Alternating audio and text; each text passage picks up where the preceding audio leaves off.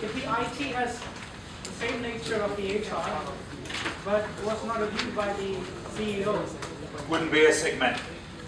To be a segment, you have to be reviewed by the chief operating decision maker. But not only do you have to be reviewed by the chief operating decision maker, you have to be engaged in a business activity, and you have to have the discrete information available, and you have to be material. You have to comprise at least 10% of the assets, or at least 10% of the profit, or at least 10% of the revenue. Okay. Next accounting standard, leases. What is brilliant that we're able to start it tonight and to continue tomorrow, because it's been standard and I like leasing.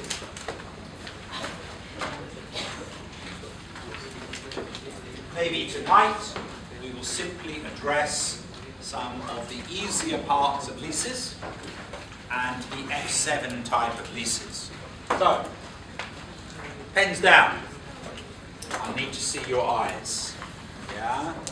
I need to know whether you're going to be panicking or whether you're relaxed when we talk about leases. So far as I'm concerned, a lease, so far as I'm concerned, that's all right if you want to. I don't mind. I don't know what you're doing, but a lease is an agreement for the use of an asset between two parties. One party will own the asset. They will be the legal owner of the asset, and they will receive money from the other party. The other party will pay money to use the asset. So a lease is an agreement between two parties, the owner who receives money and the other party who pays money and gets the asset. What do we call the person who legally owns the asset? They're known as the lessor. And the person who pays the money, they're known as the lessee. So a lease is an agreement between a lessor and a lessee. How many types of leases do we have? Two. Hey, good. That's nice. That makes me feel better. That makes me feel we might be going home on time. That's good.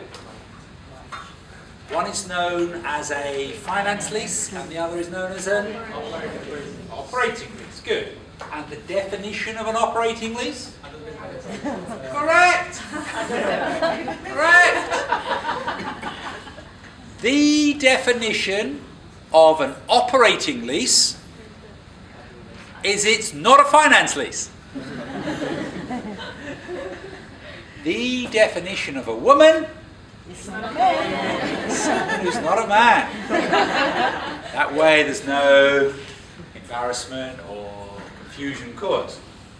So there are two types of leases, finance and operating. An operating lease is not a finance lease. So we do need to have a definition of a finance lease. Risk and rewards.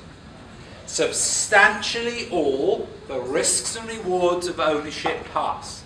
At the inception of the lease, substantially all the risks and rewards of ownership pass.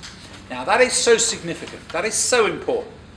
Because if at the beginning of the lease, the lessee is getting the risk and the reward of the asset, it's really their asset. The lessee, if they are getting substantially all the risk and rewards of the asset, they're going to recognise day one an asset, which they haven't paid for. Haven't paid for it yet. So they recognise an asset. If they recognise an asset, what else are they going to recognise? A liability. So they will capitalise the present value of the minimum lease payments. They will capitalise the cash price. They will set it up as an asset, and there's a corresponding liability on day one. If you recognise an asset, what are you going to put in the P&L? Depreciation. And if you recognise a liability, what are you going to put in the P&L? Finance cost.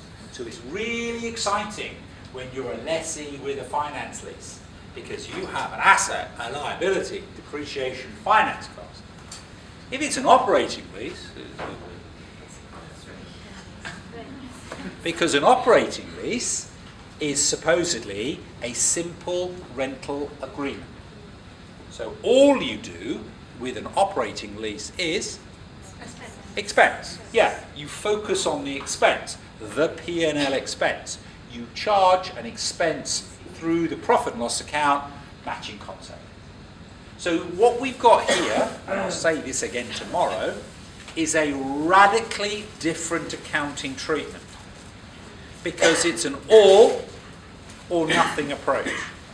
If we say it's a finance lease, all of the asset appears, all of the liability appears, depreciation, finance cost. If it's an operating lease, there is no asset or liability on the balance sheet.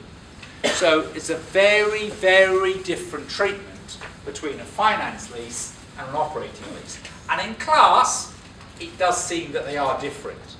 In reality, they can be closer to each other than you think. So, I think you passed the test. I think I can deal with this relatively quickly without causing too much grief.